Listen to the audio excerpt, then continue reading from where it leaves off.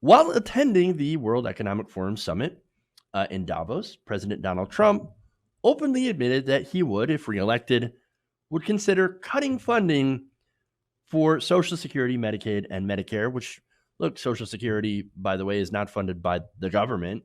It's funded by taxpayers. Nonetheless, he would like to cut those programs anyway.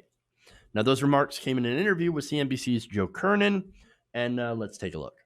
Do I dare? One last question. Go ahead. Entitlements ever be on your plate?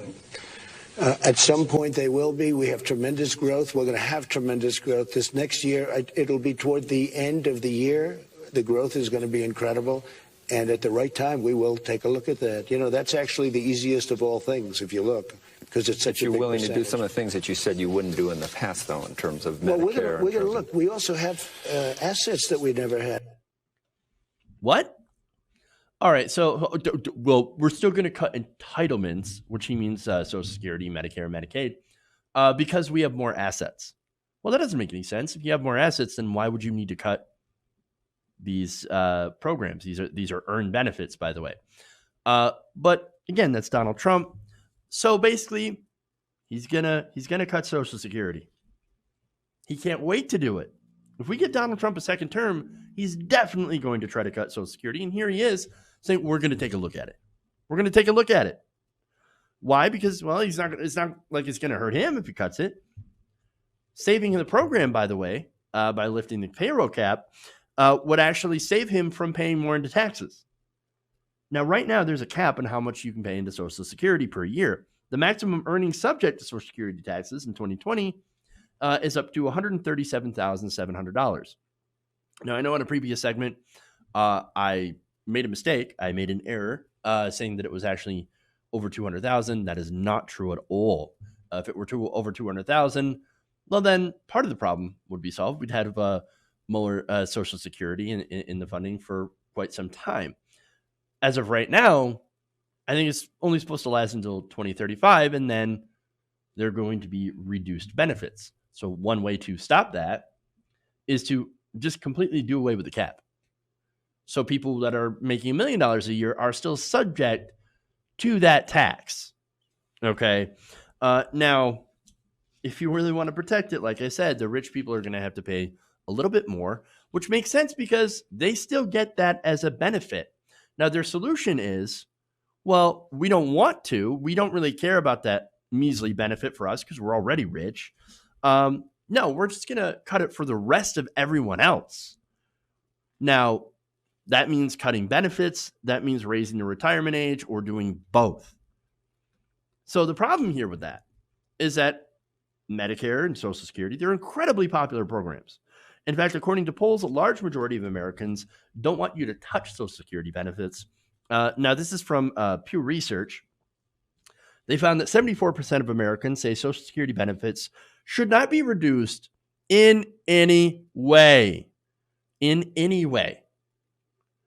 So don't touch it at all. Do not touch it. 74% of Americans, nearly 3/4 of the country, large majority here, 65% of adults aged 18 to 29 oppose cuts to Social Security. I think it's such a low number because there's a lot of people that have been convinced that they're not going to get Social Security. No, you're not going to get it, so you got to cut it. You got to cut it.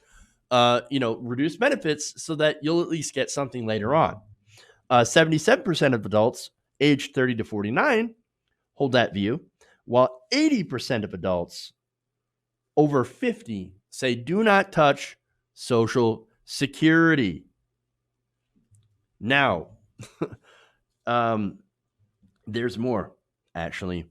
64% of adults with a bachelor's degree say that Social Security benefits should not be cut for future retirees. 79% of those with less education say Social Security benefits should not be cut for future retirees. So that's really important.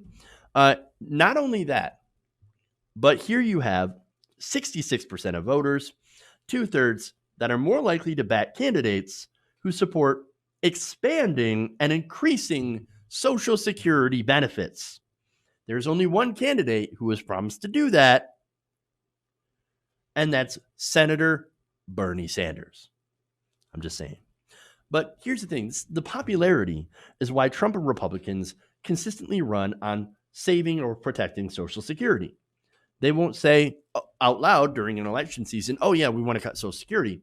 Now, they often, interestingly enough, say that they are going to do it behind closed doors, right? And even in some interviews, Paul Ryan has talked about it quite a bit.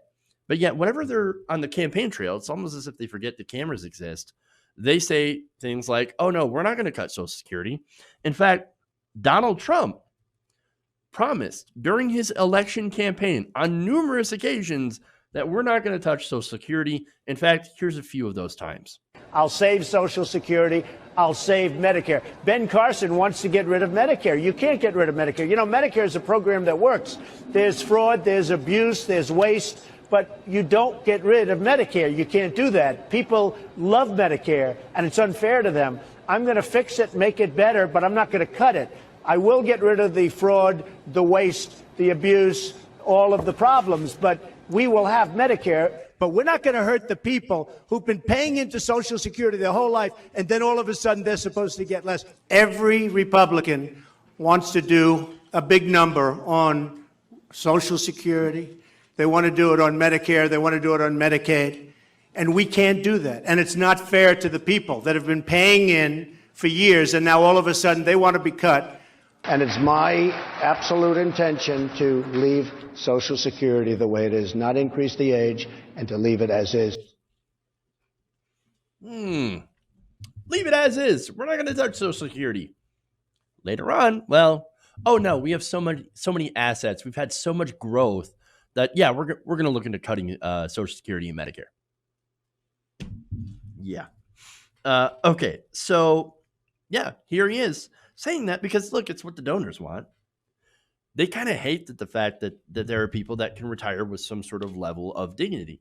They despise it, but more importantly, they just don't want to pay more in taxes. They want to keep all that wealth to themselves, even though they'll be fine when it comes to retirement, and they're never going to run out of money, right? So now once this got out, the reaction, the pushback was swift.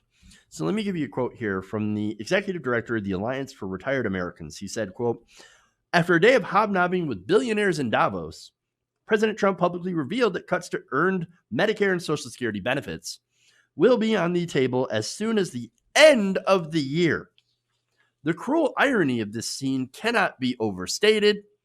While Davos billionaires may not understand the importance of Social Security and Medicare, millions of Americans who rely on the health and retirement benefits they have earned through a lifetime of hard work do." It's really important. Now, there's another one here. Social Security and Medicare are vital for a secure retirement. Americans pay the highest prescription drug prices in the world. This burden in affording other basic necessities makes it harder for the retirees to make ends meet. Cutting Social Security and Medicare would be a cruel disaster. People can barely live on Social Security as it is, and especially Social Security disability. Now, as far as waste, fraud, and abuse, there really isn't any. These programs are very well administered, and so there are very big fraud prevention, a very good fraud prevention measures that are put into place to make sure that people who don't get it. In fact, I do believe that it's a little too strict because there are people that are obviously disabled that are not able to get their Social Security throughout, several years of attempting to try and do so. And so I don't know what he's talking about, waste, fraud, and abuse, but it just certainly isn't there. Another quote here, Linda Benish, communications director for the advocacy group Social Security Works, said Trump, as you had seen, promised to protect Social Security in 2016, but then said, quote, "That was a lie."